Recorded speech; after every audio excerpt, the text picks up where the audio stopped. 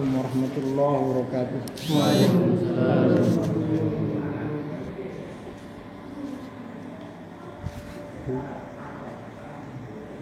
Innal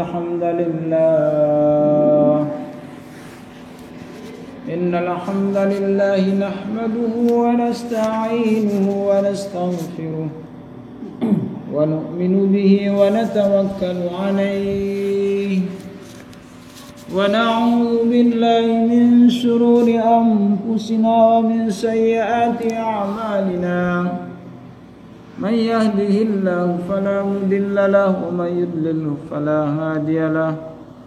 Ashhadu an la ilaha illallah wahdahu la syarika lahu wa ashhadu anna sayyidana Muhammadan abduhu wa rasuluh. Allahumma salli ala sayyidina Muhammad wa ala ali sayyidina Muhammad wa sallim tasliman katsiran amma ba'd. فقال الله سبحانه وتعالى في القرآن العزيز بعد أعوذ بالله السميع العليم من الشيطان الرجيم بسم الله الرحمن الرحيم يا أيها الذين آمنوا اتقوا الله وقولوا قولا شديدا يصلح لكم أعمالكم ويغفر لكم ذنوبكم ومن يطع الله ورسوله فقد فاز فوزا عظيما. قال أيضا إن الله اشترى من المؤمنين أنفسهم وأموالهم بأن لهم الجنة. وقال النبي صلى الله عليه وسلم من قال لا إله إلا الله مخلصا دخل الجنة. قيل وما إخلاصها؟ قال أن تحجزه عن محارم الله. صدق الله العظيم. صدق النبي الكريم ونحن على ذلك من الشاهدين من الشاكرين والحمد لله رب العالمين. Para mukarramun, para alim ulama, asatidz, tokoh masyarakat yang senantiasa dimuliakan Allah Subhanahu wa taala. Perkara yang paling penting dalam kehidupan kita ini adalah perkara agama.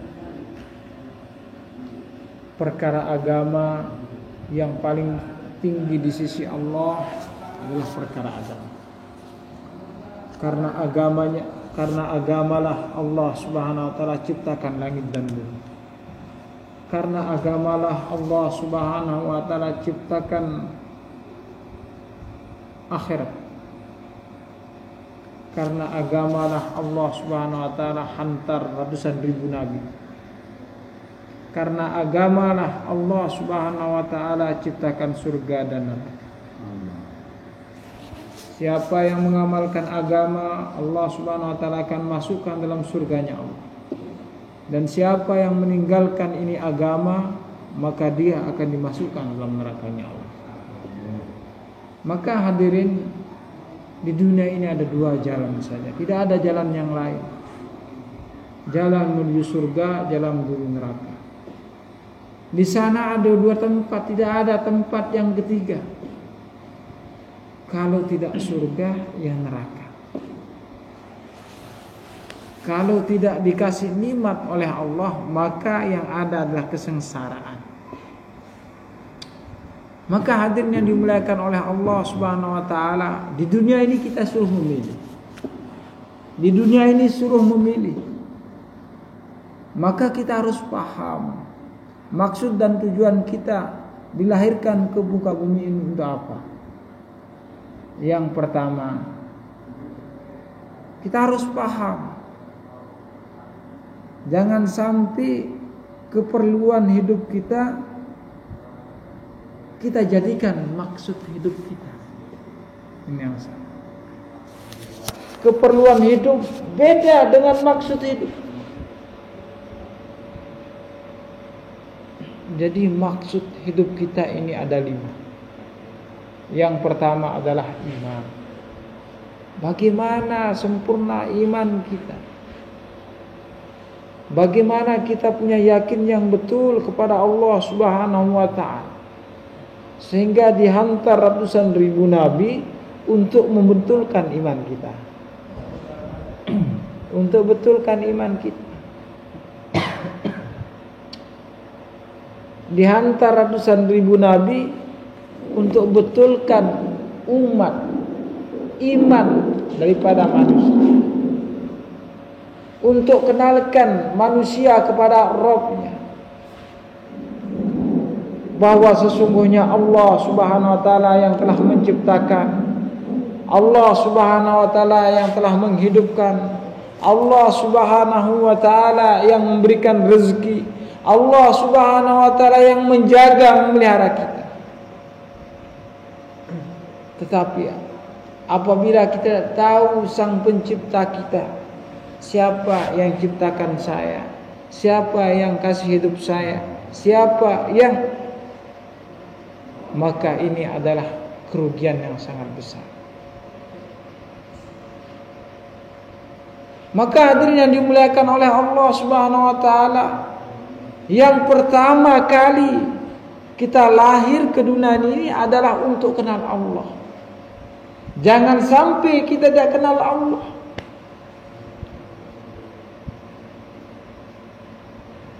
Maka Allah ingatkan kita,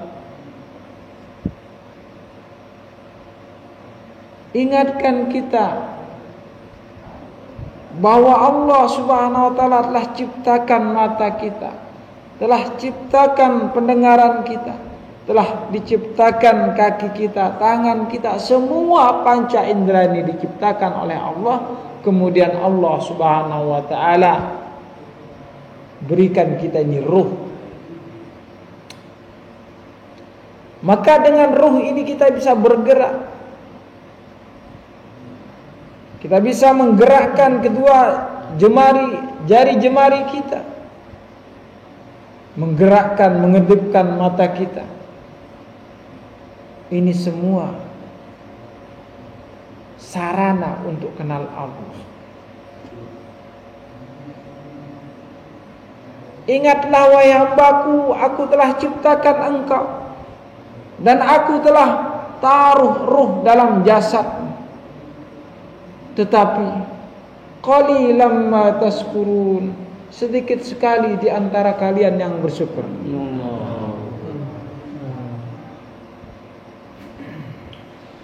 Sedikit sekali di antara kalian yang bersyukur. Banyak di antara kita, Masya Allah,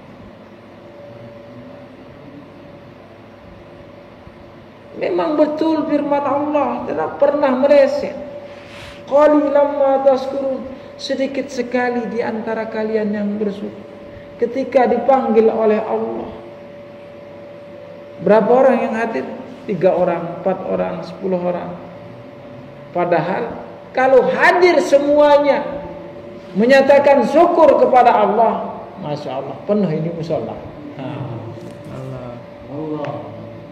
Sedikit sekali di antara kalian. Jadi orang yang bersyukur itu adalah orang yang tahu siapa penciptanya, siapa yang menciptakan dia, siapa yang memberikan rezeki kepada dia, siapa yang memberikan keturunan dia. Inilah orang-orang yang senantiasa bersyukur.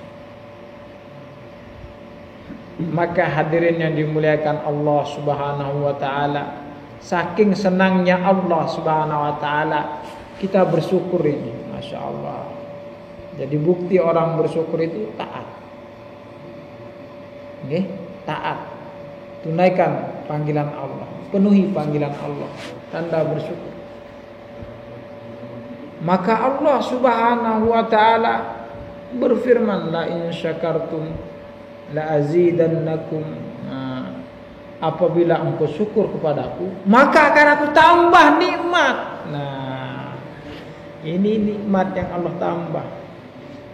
Jadi jangan kita artikan bahwa nikmat itu Allah akan kasih rumah besar, istri yang cantik, harta yang banyak, uang yang banyak.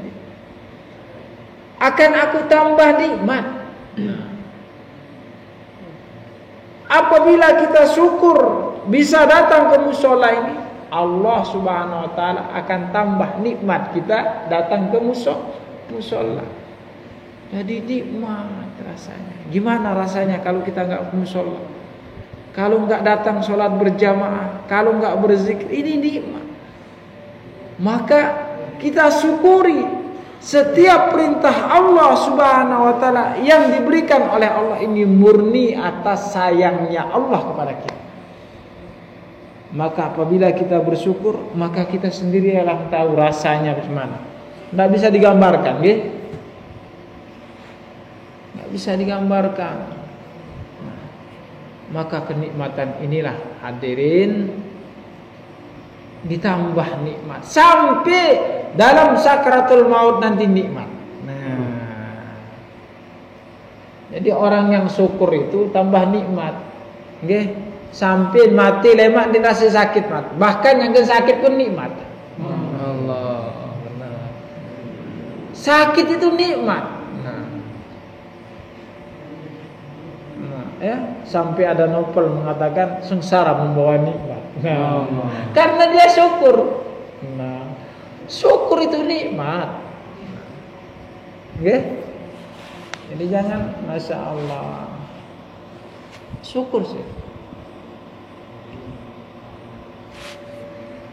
Man lam yardha ala biqada'i. Nah, dan lanjutan ayatnya tadi, wala in kafartum inna azabi lasyadid. Maka apabila kamu ingkar terhadap segala nikmat yang aku berikan, maka siap-siap azabku sangat pedih. Azabku sangat pedih. Azab Allah Subhanahu wa taala pedih. Jadi orang yang tak syukur ini hidupnya susah.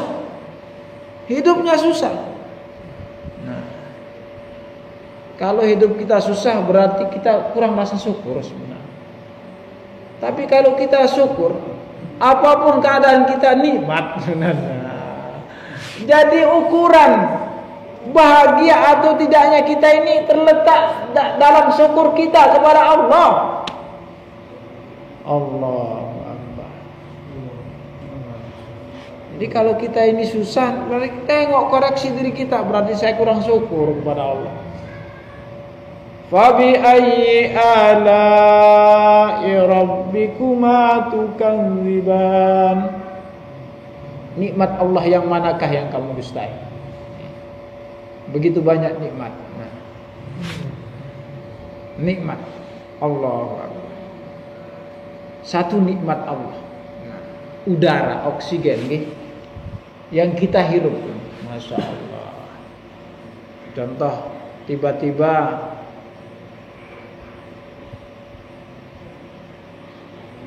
kita mengalami gangguan sesak napas,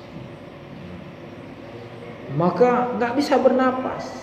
5 menit saja nggak bisa bernapas, tersiksa rasanya, sesak napas terus. Semput itu macam orang mau mati. Ya, Pak. Maka segera dilarikan ke puskesmas, ke rumah sakit, ke klinik, dikasih tabung oksigen. Nah, satu tabung oksigen itu 25 kilo. 1 kilo harganya 190.000. Itu oksigen harganya. Ini yang kita konsumsi dari pagi. Nah, 24 jam kita konsumsi itu berapa liter? Berapa liter oksigen? Tahu? 2.880 liter yang kita hirup. Kalau Allah minta bayar, nah, 190.000 per liter oksigen, mau cari uang kemana? Mau cari uang kemana? Bisa bayar? Allah Subhanahu wa taala enggak pernah minta bayar. Satu nikmat Allah oksigen, enggak pernah minta bayar. Tapi kalau antum sempur 10 menit habis tabung oksigen 50 kg, bisa bernapas lagi. Enggak boleh balik sebelum bayar. Bayar dulu baru boleh balik. Betul. Maka hadirin yang dimuliakan oleh Allah Subhanahu wa taala. Fa bi ayyi ala'i rabbikuma tukadziban. Nikmat Allah yang manakah yang kamu dustai? Begitu banyak nikmat. Allah. Nikmat kita buang air. Nikmat kencing buang air. Allah. Subhanallah. Jadi, Masya Allah, ini nikmatnya kentut saya. Nikmatnya kentut itu ya, nggak bisa dibayar sama dunia beserta isinya. Satu orang nggak bisa kentut, maka apapun yang dia lakukan, satu raja tidak bisa kentut. Maka dia katakan, siapa yang bisa mengobati aku bisa kentut, maka akan aku bagi separuh kerajaan. Nah, separuh kerajaan akan. Masya Allah. Maka dokter nggak mau. Kenapa separuh? Seluruh kerajaan saya mau. Maka hadirin, yang penting aku bisa kentut, nggak apa-apa, seluruh kerajaan untukmu. Jadi kentut ini, Masya Allah, lebih baik daripada apa? Kerajaan beserta isinya. Allah Akbar, luar biasa. Ini kentut. Bisa kentut, coba rasakan, nggak bisa kentut. Allah. Subhanallah. Man lam yarda ala biqada'i. Barang siapa yang tidak suka terhadap keputusan, ketetapan yang aku bagi kepada dia. Hari ini kita hidup, ini ketetapan Allah. Ini harus dipahami ya. Ini ketetapan Allah ya. Ketetapan Allah. Hidup inilah ketetapan Allah. Kita menjadi seorang laki-laki ya. Jadi orang Sumbawa, jadi orang Lombok, suku Sasak. Ini ketetapan Allah. Nah, istri kita dari mana? Ini ketetapan Allah. Anak kita berapa? Ini ketetapan Allah. Kamu dalam keadaan miskin, kaya, ini ketetapan Allah. Ketika kita mengeluh keadaan kita ini, enggak suka terhadap pemberian Allah. Jadi keadaan yang Allah Subhanahu wa taala berikan kepada kita ini adalah keadaan yang terbaik menurut takaran Allah. Ini harus kita pahami ya. Jangan sesali kenapa hidung saya pesek. Jangan. Kenapa wajah saya tak ganteng. Kenapa istri saya tak cantik. Kenapa saya dimiskin. Jangan tanya mengapa. Syukur saya. Syukuri. Syukur Allah Subhanahu wa taala berikan. Inilah keadaan yang terbaik. Malam yardo. Barang siapa yang tidak ridho, ini ya. Jadi suatu saat Nabi Musa alaihissalam bertanya kepada Allah, ya Allah, kapan engkau ridho kepadaku? Kapan engkau ridho kepadaku? Kata Nabi Musa. Maka Allah Subhanahu wa taala jawab, ketika engkau ridho terhadap segala pemberianku, barulah aku ridho padamu. Jadi keadaan kita inilah yang Allah SWT ridhoi, sukai kepada kita ini. Jangan mengeluh ya. Kenapa saya sakit? Nah, jangan tanya kenapa. Ya, kenapa saya miskin? Kenapa saya nggak punya apa-apa? Jangan kenapa. Tapi yang Allah mau, dalam keadaan apa saja kamu syukur. Maka Allah ancam di sini dalam hadis qudsi ini, "Malam yardha ala biqada'i." Barang siapa yang tidak ridha, tidak suka terhadap keputusan, ketetapan hidup yang aku bagi, walam yasbir ala bala'i, tidak bersabar terhadap musibah yang aku bagi. Nah, kita harus mau tak mau, suka tak suka, akan datang yang namanya musibah dalam diri kita. Suka nggak suka, diundang ataupun tak diundang akan datang untuk menguji kita. Walam yasbir, tidak bersabar terhadap musibah. Jadi musibah yang Allah Subhanahu wa taala hantar kepada kita, bagi kepada kita ini adalah untuk bentuk sifat sabar. Nah, jangan bilang sabar.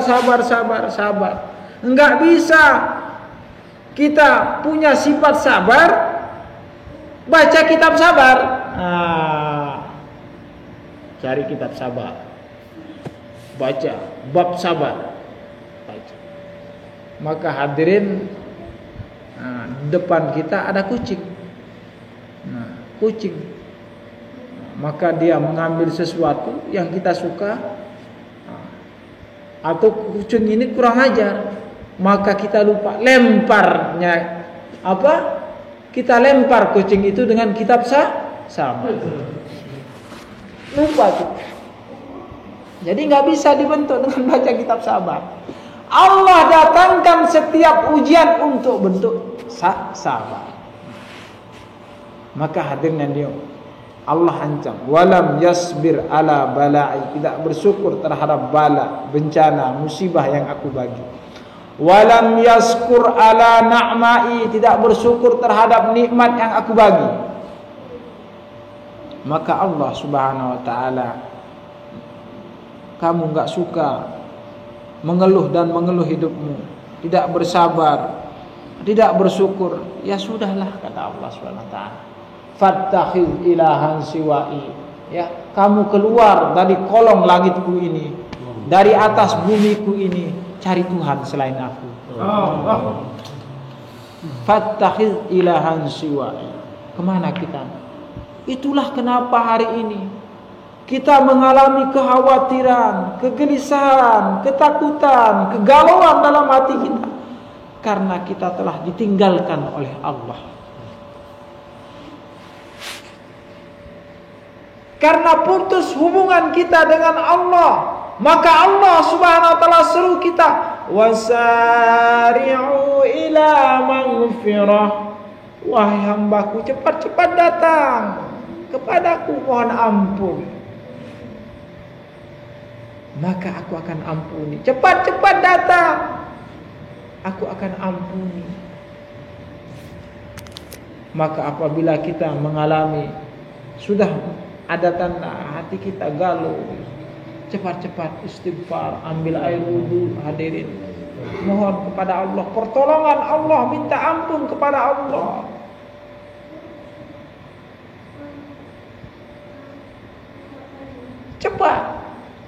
Cepat-cepat datang kepada Allah. Allah tunggu kita.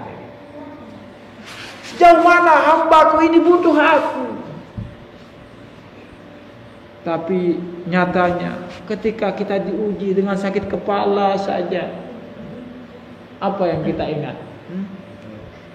Yang kita ingat obat sakit kepala bodrek, bukan ingat Allah. Ini beli bodrek ini baru akan terasa, akan ringan. Ya Allah, ingat bodrek, ingat makhluk pula kita. Apa yang Allah mau? Yang Allah maukan adalah ketika datang ujian itu, maka segera datang kepada Allah. Wasta'inu bis sabri was shalah. Ngendeng tolong mojok aku si sembahyang kan sabar. Nah, sabar sembahyang, sabar sholat, itu aja intinya. Ya, kita dalam keadaan susah, dalam keadaan terpuruk hidup kita, Maka Allah suruh kita wasta'inu bis-sabri was-shalah, sabar wahai hambaku, cepat sholat. Nah, gitu. Ya. Sholat, minta kepada Allah, ngadu kepada Allah, ya Allah. Maka dengan senang hati wahai hambaku, apa maumu? Nah,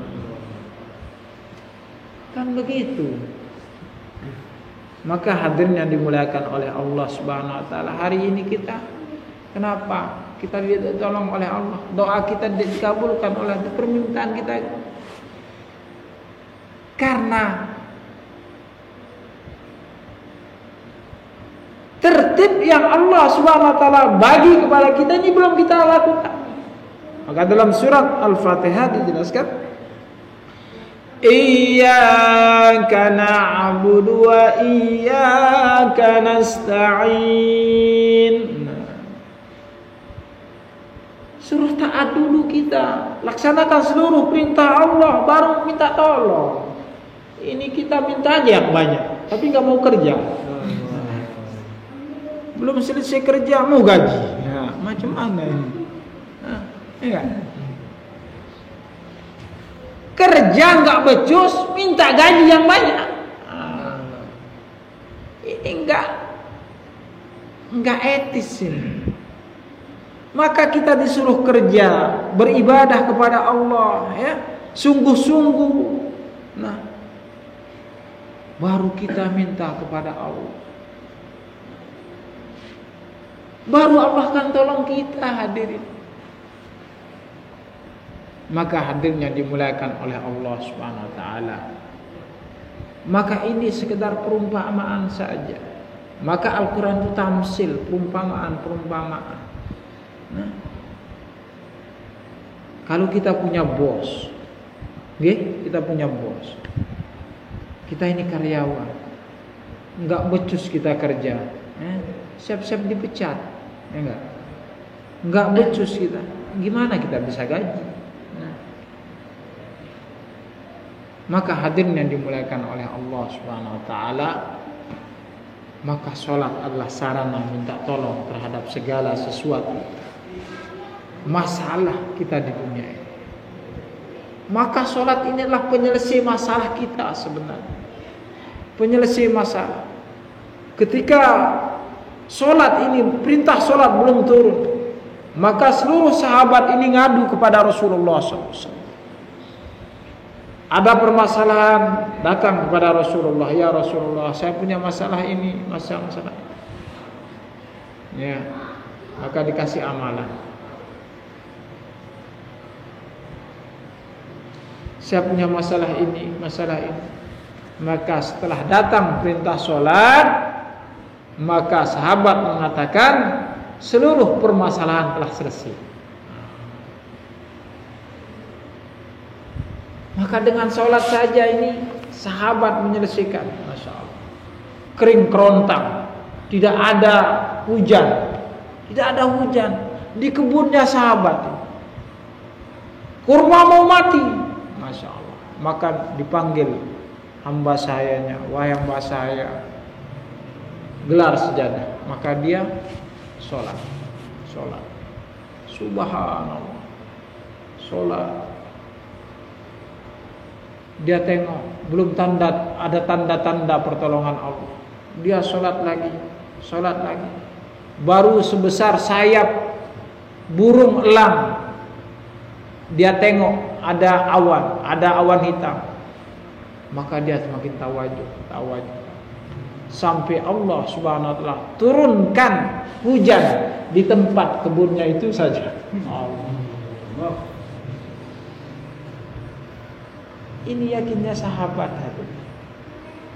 Allah telah seru kita. Sekarang kita yakin enggak dengan apa yang Allah sampaikan kepada kita? Wahai hambaku, minta tolong engkau kepadaku dengan sabar sholat. Disuruh kita sabar dalam taat, bukan sabar nggih. Ya sabarlah. Duduk saja kerjanya, bilang sabar saja, nggak bisa, ya. seperti maling digebukin ya udah sabar, ya mati sabar ya nggak bisa. Ya. Nggak bisa. Mesti dia harus bilang tolong. Maka datang polisi, tolong dia kan gitu. Ya udahlah biarkanlah mati saya sabar sajalah kan. Bisa. Maka minta tolong kepada Allah dengan sabar dan taat. Dalam keadaan diuji, kemudian kita langsung taat kepada Allah. Apa perintah Allah dalam sabar itu? Ya taat. Ambil air wudhu, kemudian sholat hajat. Apa mau masalahnya? Kita adukan kepada Allah. Nah seperti itu yang Allah mau. Maka hadirin yang dimuliakan oleh Allah Subhanahu Wa Taala. Bagaimana pertolongan Allah Subhanahu Wa Taala datang dengan sholat kita? Nah ini harus kita paham. Jangan hanya sekedar sholat. Mesti harus kita belajar ilmu sholat supaya sholat kita betul. Okay? Bagaimana sholat kita betul? Maka kita bertanya kepada para alim ulama kita. Ustaz dan wudhu kan. Nah kan benar. Nah, dapat ketemuan. Ini dah salah satu wudhu leman laik tatajah menun doa. Nah, tapi kalau bisa datangi tuan guru atau ustaz, bertalaki kita karena ini tertib Nabi sallallahu alaihi wasallam kepada para sahabat itu dijazahkan cara wudhu. Diajarkan baca Al-Qur'an, diajarkan Al-Fatihah yang betul. Nah, begitu. Diajarkan gerakan sholat yang betul. Maka hadirin yang dimuliakan oleh Allah Subhanahu Wa Taala, zahirnya sholat itu diajarkan, kita kerjakan dengan ilmu, dengan ilmu yang kita dapatkan lewat barokahnya para ulama kita, para ustadz kita. Datang, Masya Allah, makin Masya Allah. Saking hebatnya sekarang, Masya Allah, ada tuan guru baru, syekh baru, ustadz baru, namanya Syekh Google, namanya Ustadz Google. Sekedi boyak Google. Nah, ini Masya Allah, bagus itu bagus. Tetapi kita telah lupa kepada ulama-ulama kita, enggak menghubungkan diri kepada ulama-ulama, sehingga enggak barokah ilmu kita. Datangi mereka enggak perlu juga kita buka Google, tapi datangi dulu, bertanya, bertalaki namanya, baru barokah ilmu kita. Baru Allah Subhanahu Wa Taala akan tolong kita. Dengan ibadah kita ini akan mendatangkan pertolongan Allah. Nah, maka hadirin yang dimuliakan oleh Allah, ini tertib ya. Jangan sampai kita lupa kepada para ulama kita. Al ulama warasatul anbiya. Ulama itu adalah pewaris para nabi, ilmu nabi. Ya, kita datangi mereka. Kita bawa hadiah kepada mereka, kita ikram mereka, kita undang mereka. Apabila kita undang seorang ulama datang masuk rumah kita, maka dari rumah kita akan dikeluarkan para ulama.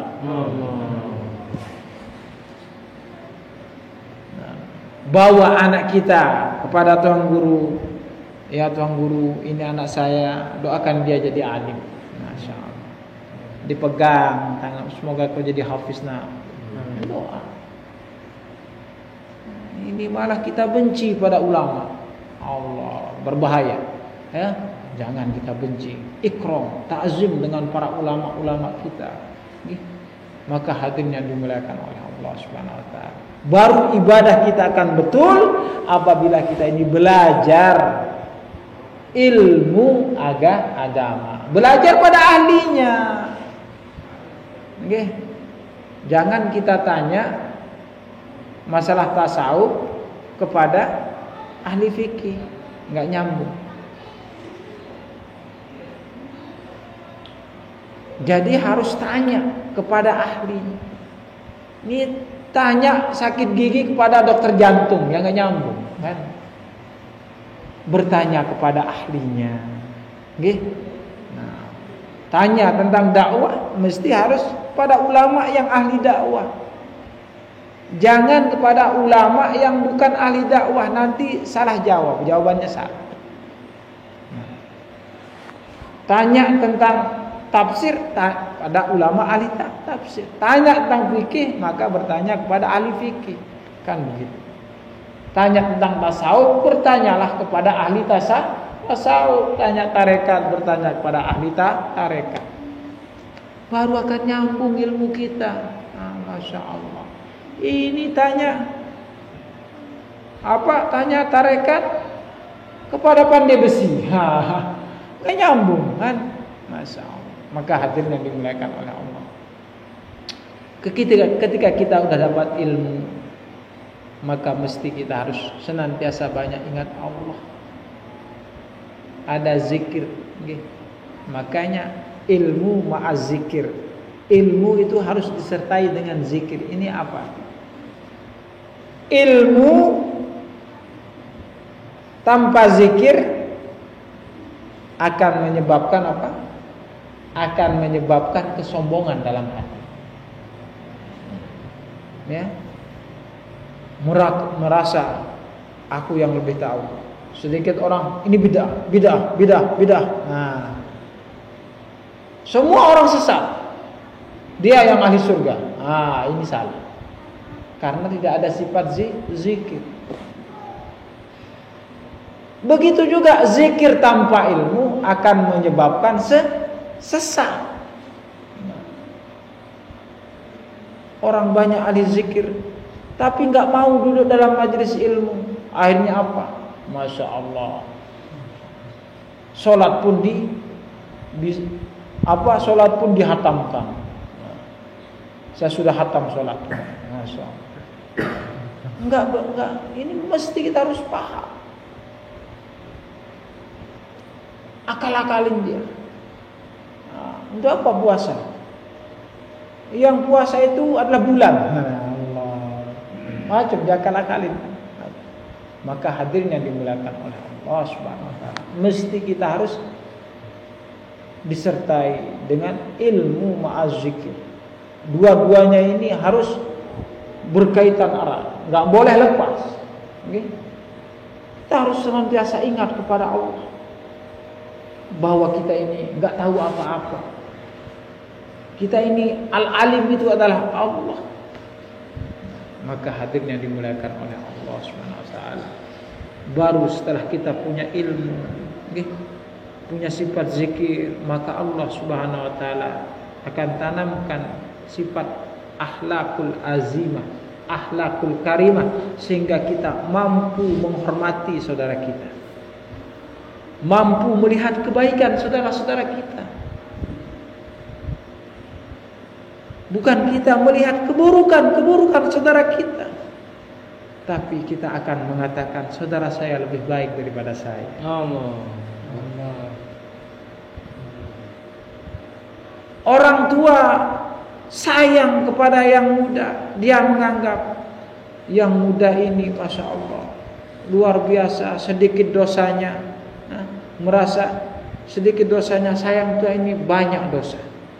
Yang tua, yang muda pun melihat orang tua, Masya Allah, orang tua ini banyak ibadahnya, saya sedikit ibadahnya. Jadi saling sayang. Subhanallah, tidak ada prasangka buruk. Yang ada hanya ikrar, saling muliakan, tunaikan hak.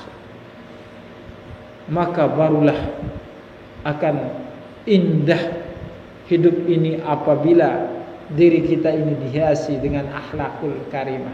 Baru Allah Subhanahu wa taala berikan keikhlasan dalam hati kita ini. Keindahan. Itu ikhlas itu indah. Keindahan, kecintaan, keridhaan. Maka hadirin yang dimuliakan oleh Allah Subhanahu wa taala, bagaimana untuk memupuk ini? maka mesti kita harus istiqomah di dalam mentaati perintah Allah. Terus menerus. Apapun kata orang nggak terkesan. Dipuji nggak bangga saya. Oh subhanallah, merebut luar biasa suara azan, suara bacaan Al-Quran. Dipuji nggak berkesan. Dicaci, dimaki. Oh kapan dia jadi ustaz?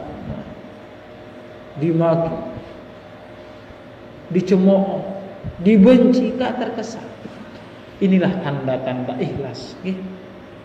Maka hadirin yang dimuliakan oleh Allah Subhanahu Wa Taala, untuk membentuk sifat iman yang betul, betulkan daripada solat kita supaya betul, ilmu kita supaya tidak jahil, zikir kita, ikram muslimin kita, akhlak kita nih, hati kita ini disucikan oleh Allah. Tidak ada jalan lain, nggak ada jalan lain. Maka jalannya satu-satu saja. Dalam Al-Quran dijelaskan, Qul hadhihi sabili ad'u ila Allah. Nah, ini satu. Wahai kekasihku Muhammad, sampaikan. Inilah satu-satunya jalan. Qul hadhihi sabili. Hadhihi sabili, satu-satunya jalan. Ad'u ila Allah. Ajak manusia taat kepada Allah, maka Allah Subhanahu Wa Taala akan beri kamu sifat taat. Ajak manusia untuk kenal Allah, maka Allah Subhanahu Wa Taala akan berikan sifat ma'rifatullah ke dalam diri. Ajak manusia datang ke rumah Allah, maka Allah Subhanahu Wa Taala akan berikan cinta dalam hatimu, cinta kepada masjid. Ajak manusia dapat ampunan Allah, maka yang pertama kali akan diberikan ampunan adalah kamu yang mengaji. Ajak manusia datang kepada Allah, maka yang pertama kali didatangi oleh Allah adalah orang yang mengaji. Maka hadirin Allah Subhanahu Wa Taala, inilah bagaimana kita saling mengajak. Ajak pada kebaikan, mari supaya kita jadi baik. Nah, dedek lila. Setan kata, kenapa kamu ajak? Supaya kita ini enggak, setan itu menghendaki kita ini supaya enggak jadi baik. Makanya kita dihalang. Dende ira dengan. Kamu baik di mana amal katanya. Nah, kan terlalu kamu katanya, masyaallah. Terbenci bisi lampu semeton jari. Menegang. Ini kira tantangan dakwah. Itulah cara setan. Maka insyaallah kita semoga Allah SWT istiqomahkan kita dalam hidup, dan istiqomahkan kita memakmurkan rumah-rumah Allah, jadi pecinta rumah-rumah Allah, sehingga Allah SWT ridho kepada kita. Amin. Salah yang benar menurut Allah SWT, yang salah dari kurangnya ilmu tiang, maka insyaallah kita mohon ampun kepada Allah SWT, mohon maaf kepada yang belum semuanya. Insyaallah terus berada kita berdoa. Subhanallah.